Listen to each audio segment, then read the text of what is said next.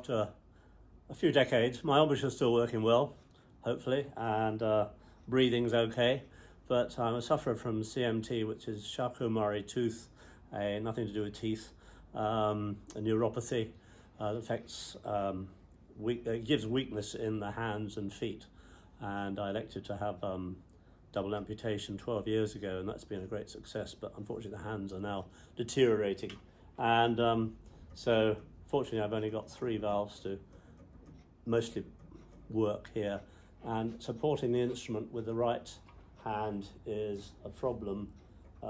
It's painful, and really I'm actually at that sort of angle when I'm playing, which actually makes it a bit sharper. You know, you need the right hand to adjust the tuning as well. So the project involved a number of weekly team meetings held on Teams as well as in person with the group of students and staff. The first part involved a lot of research into the different mechanisms and instrument design stands that were on the marketplace, some in music shops and some in OHMI, which is one-handed musical instrument website.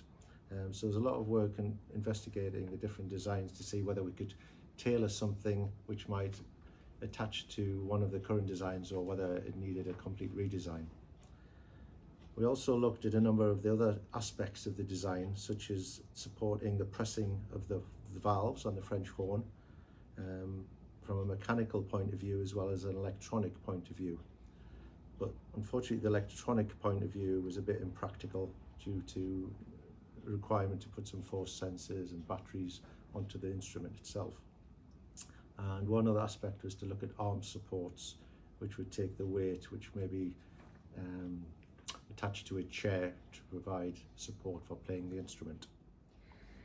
So after speaking to Chris and listening to the issues that we thought we could potentially solve, we then had to think about practical ways that we could make a stand that would attach to the horn without damaging it and without affecting the sound quality. So we had to think about how can we attach it in a place that is structurally sound and it's not going to fall off or break, but also not be too disruptive for when Chris was playing the horn. You know, we didn't want something that was going to be uncomfortable. We also had to think about supporting it near the centre of mass because French horns are quite heavy and we wouldn't want a stand that would be unstable. We also wanted something that would move in a fluid sort of way so that it wouldn't be restricted, because if we had it on a rigid stand it wouldn't be very comfortable to play, but we've now designed something that will move with Chris as he plays and hopefully be really comfortable. So in addition to the support stands that stuck to the French horn, we elected for a very long pole to actually stick the French horn on to take most of the weight away. So the reason we went for this one, it's very lightweight, aluminium and carbon fibre, so for transportation wise it's very light, very easy, it folds away, and it can also be adjusted, so it's nice and long, so he can stand, he can sit, and wherever he is, the French horn can be supported. So we decided to design and 3D print a stand, a support for the stand that it's gonna be mounted directly to the French horn.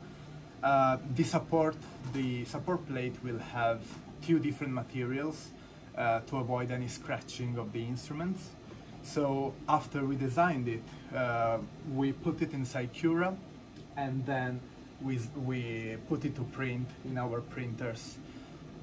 We then tested the design that to make sure every little component was actually going into place without any problems, and that the stiffness was enough to keep the stand from falling over.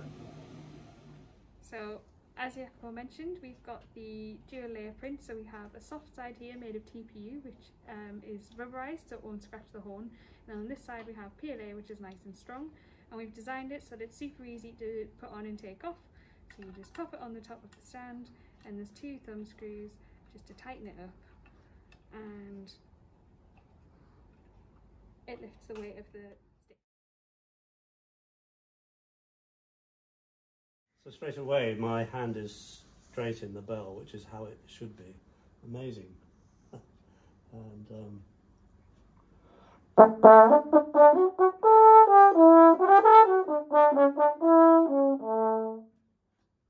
then for draining it, I've got the water key here, which works fine because it's lined up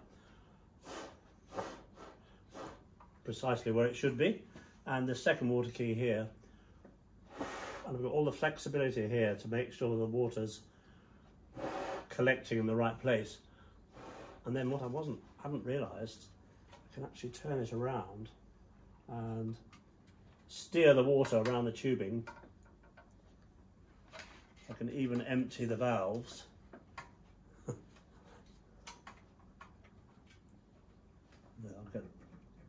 That should have emptied the valves into the tubing. And another turn around here, and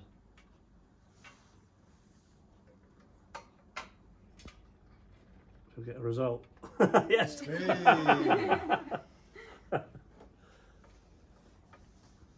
Okay.